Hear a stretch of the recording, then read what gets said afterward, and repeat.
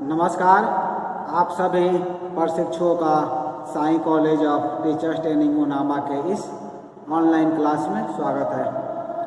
आज के क्लास में हम बात करेंगे डीएलएड प्रथम वर्ष के पेपर कोड F11 के यूनिट 2 से। जैसा कि आप सभी को ज्ञात होगा, आपके डीएलएड प्रथम वर्ष के F11 में आप सभी को पढ़ना है कला समेकीय शिक्षा, और कला समेकीय शिक्षा के अंतर्गत यूनिट 2 में हम सही पढ़ रहे थे दृश्य कला के बारे में। और दृश्य कला के अंतर्गत हमने पिछले वीडियो में जाना था कला एवं संस्कृति के बारे में, आर्ट एंड कल्चर, और उसी से संबंधित आज का हमारा टॉपिक है। आज हम जानेंगे कला और धर्म के बारे में, यानी कि आर्ट एंड रिलीजन के बारे में। तो कला और धर्म क्या होता है, कला को जो है धर्म के साथ कैसे जोड़ा गया है, और कैसे जो है कला की पहले उत्पत्ति हुई और फिर कला से ही धर्म का विकास हुआ। और जब हम बात करेंगे तो हम जानेंगे कैसे धर्म ने अपने प्रचार प्रसार के लिए कला का जो है हमेशा प्रयोग किया। आप सभी को भी ज्ञात होगा, जितने भी धर्मों का, जितने भी धार्मिक गुरु हुए, सभी ने जो है कला के प्रचार एवं प्रसार के लिए या धर्म के प्रचार प्रसार के लिए कला का प्रयोग किया। उनके धर्म का जो प्रचार प्रसार करना था, धर्म को प्रसारित करना था, उसको प्रसारित उन्होंने हर समय कला का ही साथ लिया, कला का ही उन्होंने सहयोग लिया। तो आज की क्लास में हम विशेष रूप से इसके बारे में बात करेंगे, यानी कला और धर्म के बारे में। तो चलिए शुरू करते हैं क्लास को और समझते हैं कला और धर्म को। सबसे पहले आप अपनी कॉपी में हेडिंग देंगे कला और धर्म, यानी कि art and religion. Art and religion topic के अंतर्गत हम विशेष रूप से आज के क्लास में दो प्रमुख बिंदुओं पर चर्चा करने वाले हैं, दो प्रमुख बिंदुओं पर बात करने वाले हैं। और वो आपके बिंदु हैं, पहला हम बात करेंगे कला का धर्म के साथ उत्पत्ति एवं विकास के बारे में, और इसके साथ आपका दूसरा बिंदु है विश्वास, भावना और तर्क। कला और धर्म यूनिट के अंतर्गत, टॉपिक के अंतर्गत हम दो बिंदुओं पर विशेष रूप से आज के क्लास में चर्चा करेंगे। वो आपका है कला का धर्म के साथ उत्पत्ति एवं विकास, दूसरा है विश्वास, भावना और तर्क। इन दोनों पर हम चर्चा करेंगे। इसके पहले हम समझते हैं कला और धर्म को। कला और धर्म के यदि हम बीच अध्ययन करने जाएं तो अध्ययन करके हम समझेंगे कला और धर्म को, लेकिन इससे पूर्व हमें धर्म की परिभाषा को समझना चाहिए, धर्म के अर्थ को समझना चाहिए। क्योंकि जब तक हम धर्म को नहीं समझेंगे, रिलीजन को नहीं समझेंगे, हम कला और धर्म के मध्य संबंध स्थापित नहीं कर सकते हैं। यानी कि हमें क्या करना है, आर्ट एंड रिलीजन, इन दोनों के अंदर संबंध स्थापित करना है, रिलेशन स्थापित करना है। तो सबसे पहले हम बात करेंगे रिलीजन के बारे में, धर्म के बारे में। धर्म है क्या? धर्म के बारे में जो है विभिन्न विद्वानों के द्वारा कई सारी परिभाषाएं दी गई है, कई सारे बातें कही गई है विभिन्न विद्वानों के द्वारा। तो उनमें से हम जो है दो विद्वानों की परिभाषा हम आप सभी के बीच लेकर आए हैं। पहला आपका है टायलर के अनुसार। टायलर कहते हैं, टायलर का परिभाषा है, उनका कहना है कि धर्म का अर्थ किसी आध्यात्मिक शक्ति में विश्वास करना होता है। टायलर कहते हैं, टायलर के अनुसार आप लिखेंगे धर्म का अर्थ क्या है, धर्म का मीनिंग क्या है, रिलीजन का मीनिंग है किसी आध्यात्मिक शक्ति में विश्वास करना ही धर्म कहलाता है। और दूसरी परिभाषा है मेलिनोस्की के द्वारा। मेलिनोस्की कहते हैं, मेलिनोस्की जो है धर्म को परिभाषित करते हुए कहते हैं, उनका मानना है कि धर्म के अंतर्गत मनोवैज्ञानिक और सामाजिक पक्ष इन दोनों को महत्वपूर्ण मानते हैं। वो कहते हैं धर्म की एक विधि और विश्वासों की एक व्यवस्था है। धर्म क्या है? एक विधि है और विश्वासों की एक व्यवस्था है। इस प्रकार धर्म में समाज शास्त्रीय तत्वों के साथ व्यक्तिगत अनुभव का भी समावेश हमें देखने को प्राप्त होता है। अर्थात हम क्या समझे, धर्म का तात्पर्य जो है मनुष्य से ऊपर किसी अलौकिक शक्ति पर विश्वास करना। इस विश्वास का आधार उस अलौकिक शक्ति के प्रति श्रद्धा, शक्ति, पवित्रता इत्यादि की धारणा क्या है, समाहित होती रहती, समाहित रहती है। यानी धर्म का अर्थ हम क्या समझे? धर्म का अर्थ यह हुआ एक ऐसी अलौकिक शक्ति जो कि हमें दिखाई तो नहीं देती, लेकिन हमें ऐसा एहसास होता है, हमें ऐसा महसूस होता है, उस शक्ति के प्रति हम अपनी श्रद्धा, अपनी पवित्रता रखते हैं। उसे हम क्या कहते हैं? उसे हम धर्म कहते हैं, उसे हम रिलीजन कहते हैं। इसके बाद आप सभी लिखेंगे कि मानव अपनी दो निधियां यानी कला और धर्म को जो है सर्वश्रेष्ठ मानता है। मानव क्या कहते हैं? मानव की दो निधि है, पहला आपका है कला और दूसरा है आर्ट रिलीजन। दूसरा पहला है कला और धर्म। इन दोनों को जो है एक इंसान, एक मानव सर्वश्रेष्ठ मानता है। हम यहाँ देखते हैं कि एक पुजारी और एक कलाकार दोनों में जो है कर्म कास्ट का जो है बहुत ही ज़्यादा महत्वपूर्ण तत्व होता है। व्यक्ति जो है चाहे अकेले उपासना करे अथवा सामूहिक रूप में, उस समय वह अपनी दैनिक आवश्यकताओं को भूल जाता है। जैसे आप अकेले पूजा पाठ करें या फिर ग्रुप में पूजा करें, आप क्या करते हैं? जो आपकी दैनिक आवश्यकता है, जो आपकी दिनचर्या है, उन सबको भूल करके आप क्या करते हैं? एक विशेष साधना में लग जाते हैं, आप सब चीज़ को भूल जाते हैं। उसी प्रकार एक कलाकार जो है जब अपनी कलाकृति की रचना करता है, जब एक कलाकार के द्वारा किसी कलाकृति की रचना की जाती है, तो क्या करता है? वो अपनी जितनी भी आवश्यकता है, जो दैनिक आवश्यकता है, जो दैनिक वस्तु है, उन सबको भूल करके वो क्या करता है? उसमें रम जाता है।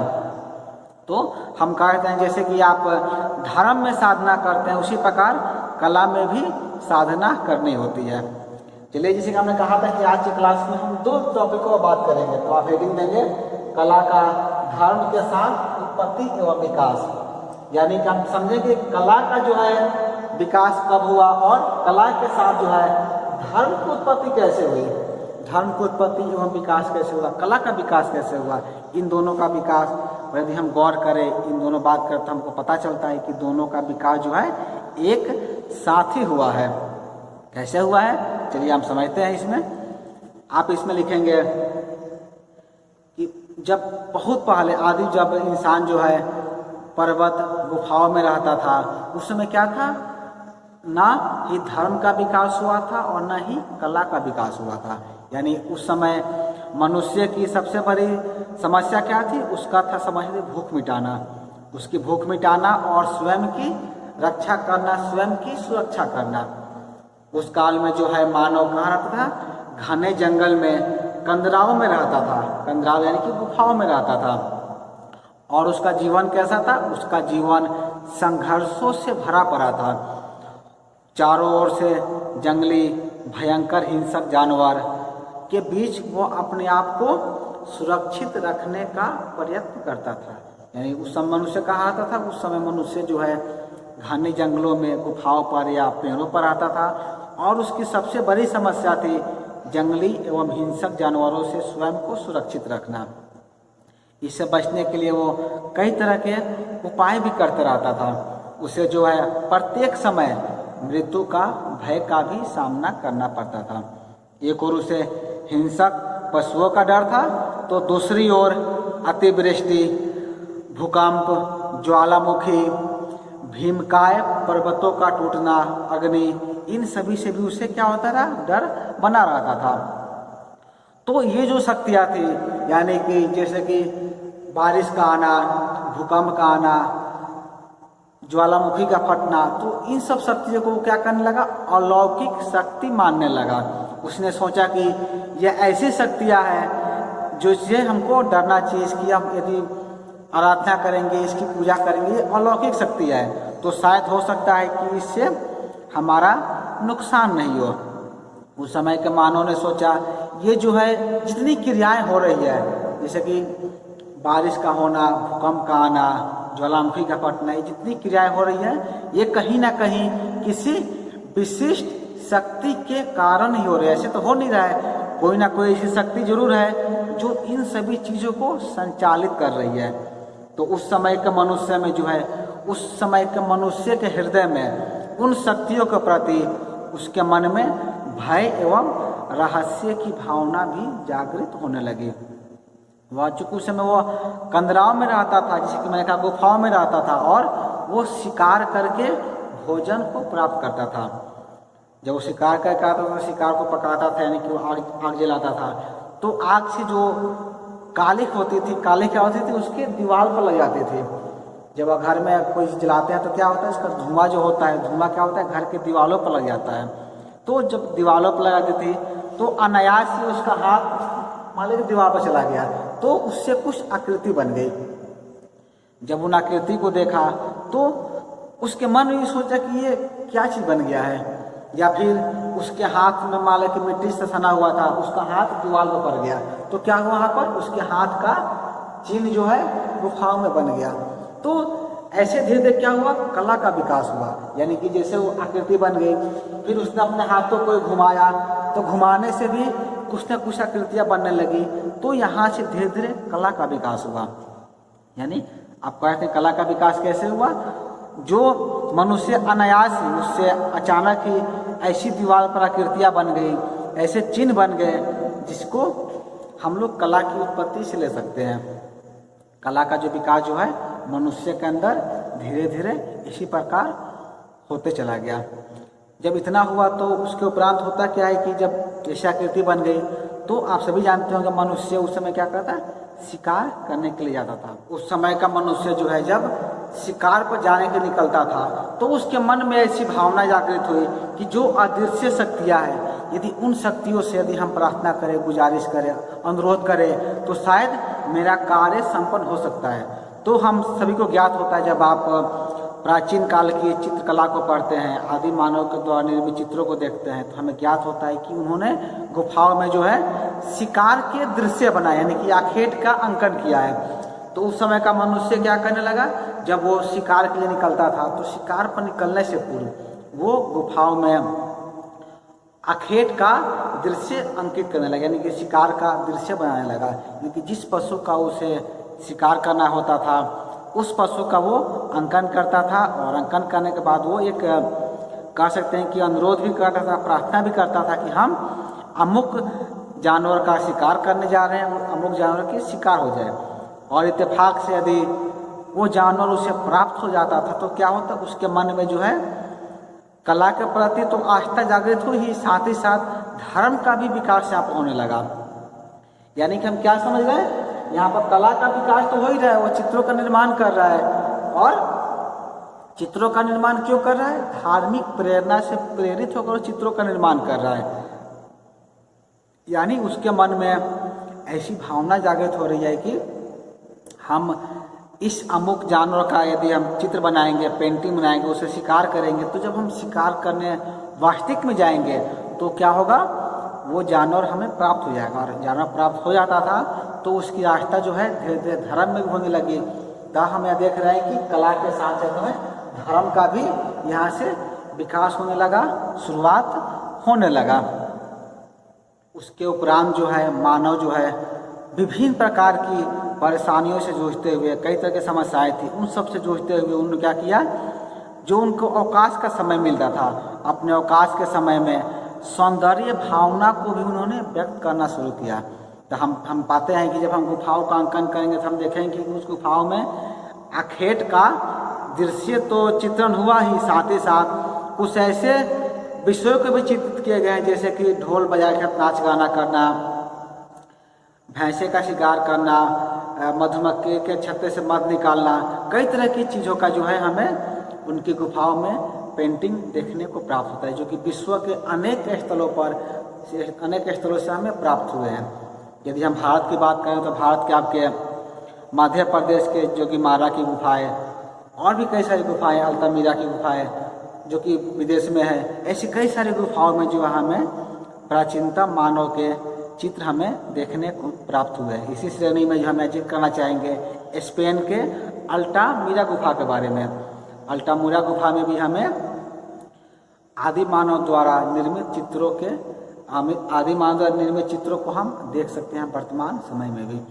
तो हमने यहाँ देखा कैसे शुरुआत हुआ, कला और धर्म, यानी कि एक धार्मिक प्रेरणा से प्रेरित होकर के इंसानों ने चित्रों का निर्माण किया, और चित्र से फिर धीरे धीरे धर्म का भी विकास होने लगा। चलिए इसके बाद आप देखेंगे नेक्स्ट दिखा आपको विश्वास, भावना और तर्क। हेडिंग देंगे विश्वास, भावना और तर्क के बारे में। इसमें आप सभी को लिखना है, इसमें आप सभी लिखेंगे कि प्रत्येक वस्तु के साथ साथ उस मानव के मस्तिष्क में जो है रहस्य की भावनाएं भी जागृत होती रही। यानी सब चीज़ों का मनुष्य निर्माण कर रहा था तो उसके मन में कहीं ना कहीं एक रहस्य की भावना भी जागृत हो रही थी। वह प्रत्येक वस्तु के संपर्क में आता होगा तो उसे गतिशील दिखाई पड़ती थी। इस प्रकार जो है आदि मानव ने प्रकृति के विभिन्न स्वरूपों को शक्ति मानते हुए उन्हें धर्म के अधीन लेकर उसे अलौकिक मान लिया। इसी भावना के चलते उसका सामाजिक जीवन भी प्रकाश में आया। यानी कि मनुष्य जो चीज़ देखा, चाहे वो पेड़ देखा, पेड़ बड़ा हो रहा है, सूरज जो है सुबह में निकलता है शाम में डूबता है, चांद भी कभी दिखता है कभी नहीं दिखता है, तो ये सारी चीज़ जो प्रकृति में घट रही थी इन सभी को क्या किया, एक अलौकिक शक्ति मान लिया। और अलौकिक शक्ति मान करके धीरे धीरे उसके अंदर क्या हुआ, एक समाज में रहने के भी उसके अंदर प्रेरणा जागृत हुई, धीरे धीरे सामाजिक जीवन में भी आया। और प्रकृति के प्रति रहस्यमयी एवं तर्कयुक्त भावना के कारण आदि मानव ने उसमें जिस शक्ति का आभास पाया उसी का परिणाम जो है सामूहिक रूप से इन शक्तियों से संपर्क स्थापित करने की ओर उसकी भावनाओं का भी उद्भव हुआ। और यहीं से उसका सामाजिक जीवन भी प्रारंभ माना जाता है। यानी कि हम क्या देख रहे हैं कि एक विश्वास उसके अंदर, एक भावना जागृत हुई, तर्क के आधार पर उसके अंदर एक सामाजिक भावना जागृत हुई, समाज के अंदर रहने लगा। समाज के द्वारा एक नियम का कह सकते हैं कि निर्माण हुआ। तो हम यहाँ देख रहे हैं कि धर्म के साथ साथ कला का भी कैसे निर्माण हो रहा है। इसके उपरांत आप सभी लिखेंगे कि इस प्रकार उसने तर्क की मानसिक प्रक्रिया को रहस्यमयी प्रकृति के ज्ञान से जोड़ दिया। विकास पथ पर जहाँ मानव ने तर्क, भावना, विचार इत्यादि को ग्रहण किया, वहीं कल्पना ने भी चिंतन के रूप में जो है जन्म लिया। प्रकृति के रहस्यों का उत्तरोत्तर उद्घाटन होता चला गया। यानी कि जो भी प्रकृति के जो रहस्य थे उन सभी रहस्यों से धीरे धीरे मनुष्य क्या किया, जागृत होते गया, उन सबको समझते चला गया। व्यक्तिगत विचारों का जो है विस्तारीकरण भी होता रहा और इस प्रकार धीरे धीरे सामूहिक विचार बनते चले गए। समस्त ब्रह्मांड के स्वरूप की कल्पना एवं मानव जीवन के अंतिम लक्ष्यों की आध्यात्मिक तार्किक विवेचना का आधार भी हमारा धर्म ही बना। यानी कि जो भी ब्रह्मांड था, जो ब्रह्मांड के स्वरूप थे, उनकी कल्पना, मानव जीवन का जो लक्ष्य था, इन सब की जो हम यदि आध्यात्मिक धार्मिक विवेचना को देखते हैं तो इन सब का आधार सबसे पहले क्या था, धर्म ही बना। आप सभी इतिहास पढ़ते होंगे तो आप सभी जानते होंगे, हम जब पढ़ते हैं हिस्ट्री, इतिहास पढ़ते हैं तो पता चलता है कि प्रागैतिहासिक काल के बाद जो सबसे पहले सभ्यताएं थी उस सभ्यता को हम बोलते हैं इंडस वैली, यानी कि सिंधु घाटी की सभ्यता। और सिंधु घाटी सभ्यता के बाद जो हमारा काल आता है उसे बोलते हैं वैदिक काल। तो वैदिक काल में ही हमारा जो धर्म था, आप कह सकते हैं कि वैदिक काल में कला और धर्म का उत्तरोत्तर विकास हुआ।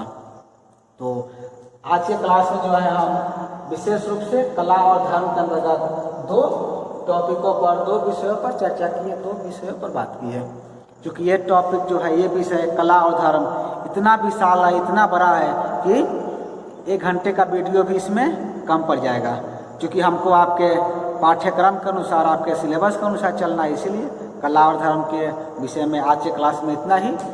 और हम अगले क्लास में फिर इस टॉपिक को लेकर बाकी जो इसके कुछ अंश है उसके बारे में हम आप सभी के बीच लेकर आएंगे। तो आज के क्लास में इतना ही।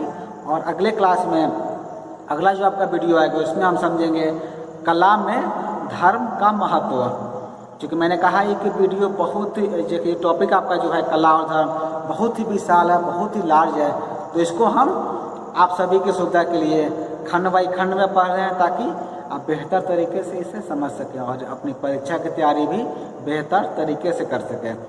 तो अगले क्लास में, अगले वीडियो में हम जानेंगे कला में धर्म का महत्व, यानी कि धर्म का क्या इम्पोर्टेंस है कला में, इसके बारे में हम चर्चा करेंगे, बात करेंगे अगले क्लास में, अगले वीडियो में।